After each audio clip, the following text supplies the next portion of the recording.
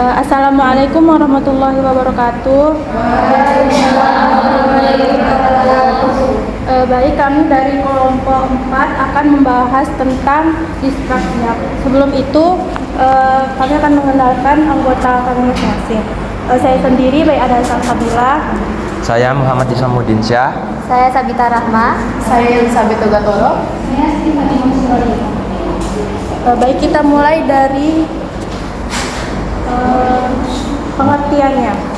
Oke, baik. Jadi pengertian dari disprasia juga dikenal sebagai development coordination disorder atau yang biasa disingkat DCD, merupakan gangguan perkembangan saraf yang mempengaruhi kemampuan seseorang dalam merencanakan, mengurutkan, dan melaksanakan gerakan motorik.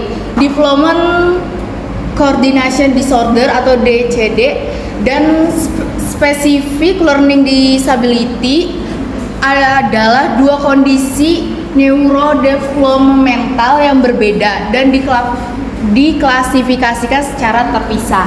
Dan gangguan ini juga muncul masa kanak-kanak dan bersifat menetap sepanjang hidup.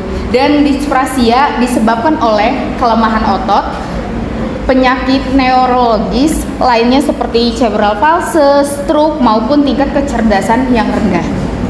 Kemudian ada pun penyebab-penyebab gangguan disprasia, yaitu yang pertama ada gangguan neurodevelopmental, yaitu gangguan yang mengaruhi kemampuan anak dalam mengakuisisi dan mengeksekusi keterampilan motorik yang terkoordinasi secara efektif. Kemudian ada defisit koordinasi motorik, yaitu yang tidak dapat dijelaskan oleh keterlambatan perkembangan intelektual atau kondisi neurologis lainnya. Yang ketiga itu ada kesulitan dalam aktivitas motorik halus dan kasar. Kemudian ada gangguan pencernaan motorik dan integrasi sensorik. Kemudian ketidaktepatan dan keterlambatan gerak. Jadi sebenarnya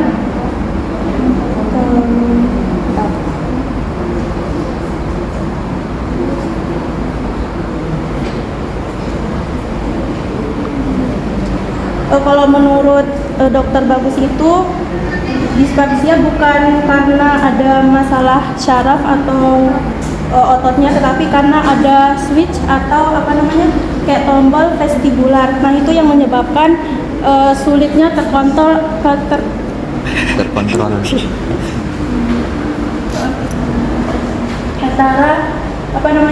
antara untuk menggerakkan saraf-sarafnya.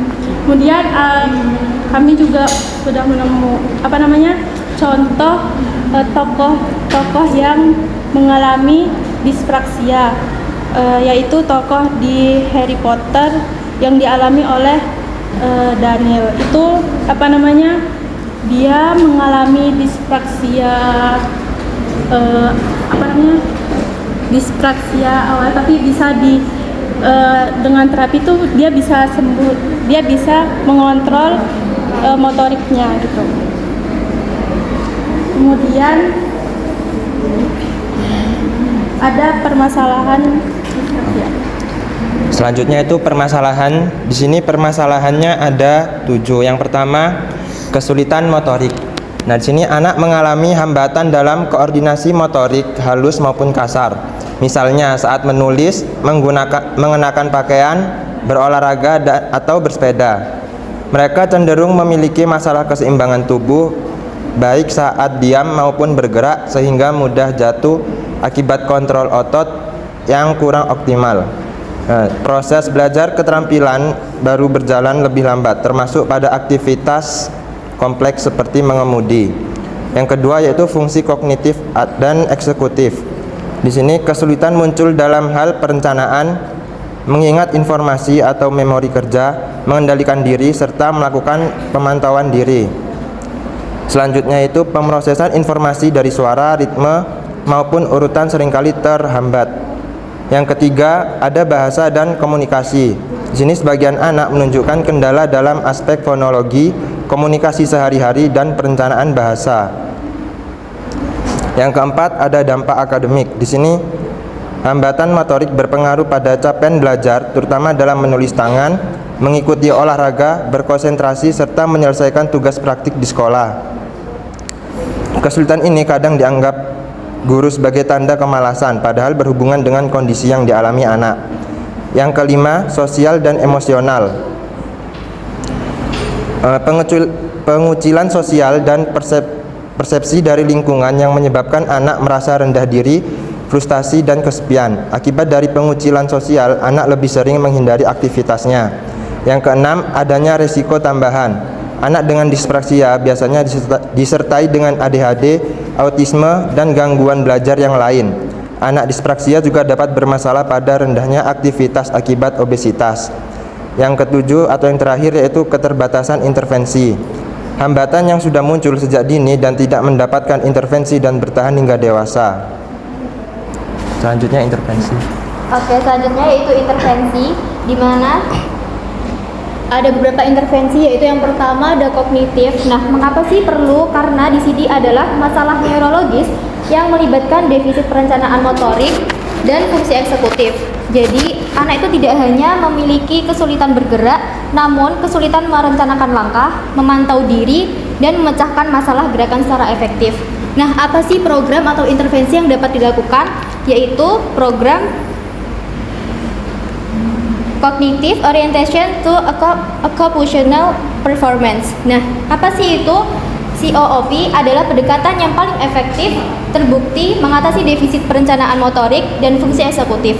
Nah, program ini melatih strategi berpikir anak untuk mencapai tugas fungsional yang mereka pilih sendiri, seperti menulis atau mengikat sepatu.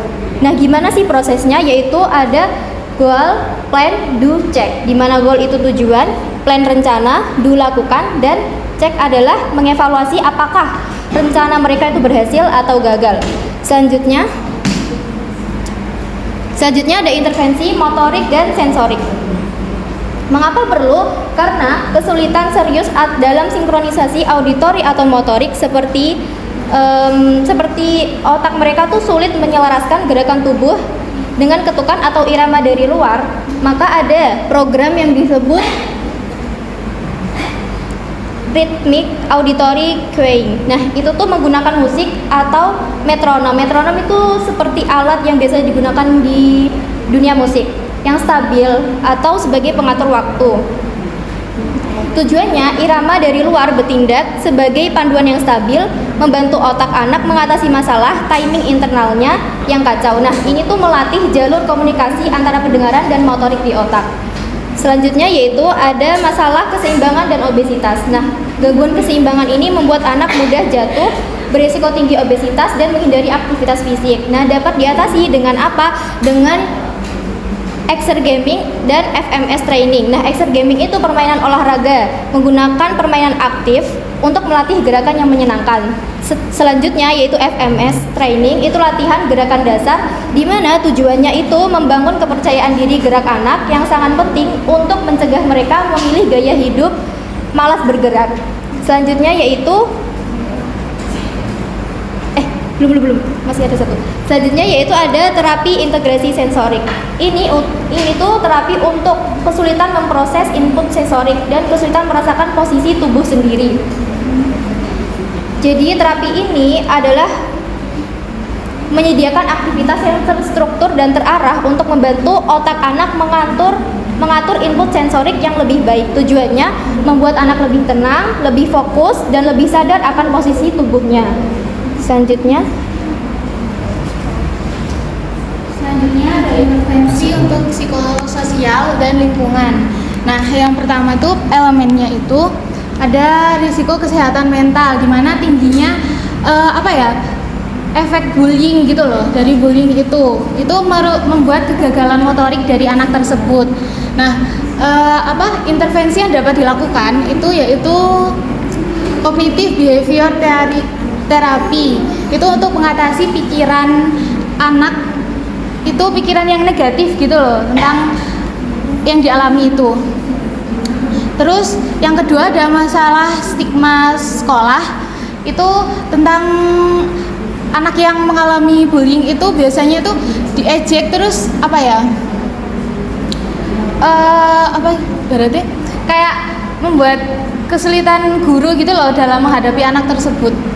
Nah, implementasi yang dapat dilakukan itu adalah edukasi guru, di mana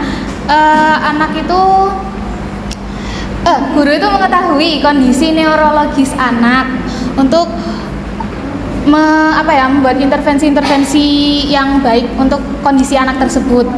Nah, yang ketiga itu strategi partisipasi. Itu anak cenderung melakukan kegiatannya sendiri, melakukan aktivitas sendiri. Nah, intervensi yang dapat dilakukan adalah dengan melakukan olahraga yang non kompetitif kayak lomba gitu. Jadi mereka merasakan kayak olahraga ini bukan buat kompetisi, jadi cuman senang-senang aja gitu. Jadi anak tidak merasa dituntut untuk melakukannya. Kesimpulan dari presentasi ini, dispraksia itu bukan gangguan yang dari otot atau kecerdasan rendah, namun dispraksia adalah kesulitan mengkoordinasi dan merencanakan motorik. Nah, permasalahan yang ada di sini tuh ya mencakup akademik, kognitif, bahasa, dan sebagainya yang telah dipresentasikan tadi. Dan intervensi yang dapat dilakukan yaitu COOP, terus latihan motorik sensorik, terus dukungan psikososial. Cukup sekian presentasi yang dapat kelompok kami sampaikan. Kurang lebihnya mohon maaf. Wassalamualaikum warahmatullahi wabarakatuh.